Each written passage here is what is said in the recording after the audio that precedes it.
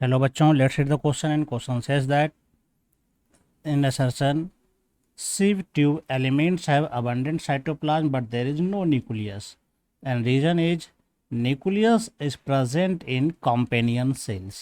तो यहाँ पर assertion और रीजन से रिलेटेड क्वेश्चन है।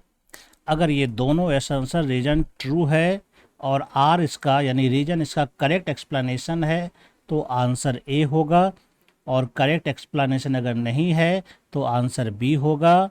एसर्शन ट्रू है लेकिन रीजन फॉल्स है तो आंसर सी होगा। एसर्शन फॉल्स है और रीजन ट्रू है तो आंसर डी होगा।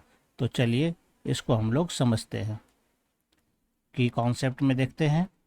यहाँ पर सीव ट्यूब की बात हो रही है, तो सीव ट्यूब फ्लोएम का इम्पॉर्टेंट कंपोनेंट है ना। यह क्या है? Component of phloem.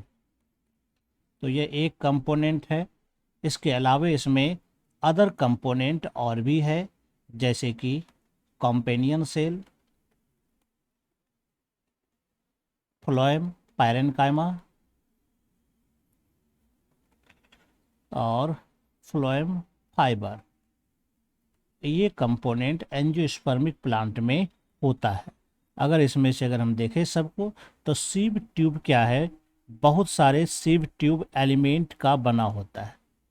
यह सीव एलिमेंट या सीव मेंबर का बना होता है और हर एक सीव एलिमेंट में बहुत अधिक साइटोप्लाज्म होता है। ये इसमें क्या है? बहुत अधिक साइटोप्लाज्म होता है, बट इसमें कोई न्यूक्लियस नहीं होता है ना। तो ये जो फ्लोएम है इसका जो इम्पोर्टेंट काम अगर हम देखेंगे तो मेन फंक्शन इसका हो जाता है फूड का ट्रांसपोर्टिंग, है ना। ये मेनली क्या करता है? ट्रांसपोर्ट करता है फूड का, है ना। कहाँ से करता है?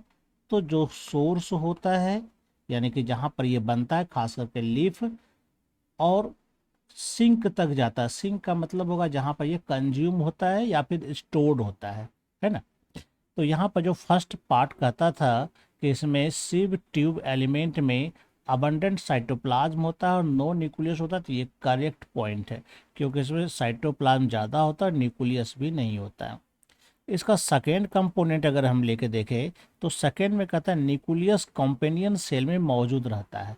तो इसका जो दूसरा कंपोनेंट है कॉम्पेनियन सेल्स, तो यह लिविंग टिश्यू का बना होता है और इसमें जो है न्यूक्लियस होता है ना। क्लियर है? तो इसमें क्या होता है? न्यूक्लियस होता है। तो यह पॉइंट भी हमारा सही है, लेकिन यह रीजन इस असर्शन का कोई एक्सप्लेनेशन नहीं कर पा रहा है ना। इसमें कोई एक्सप्लेन नहीं हो पा रहा है। तो इसका मतलब क्या है? यह दोनों ट्रू तो है लेकिन एक्सप्लेनेशन नहीं हो रहा। इसका मतलब इसका आंसर क्या हो जाएगा? ये बी नंबर हो जाएगा, है ना। तो I hope you understand it well and best of luck. Thank you.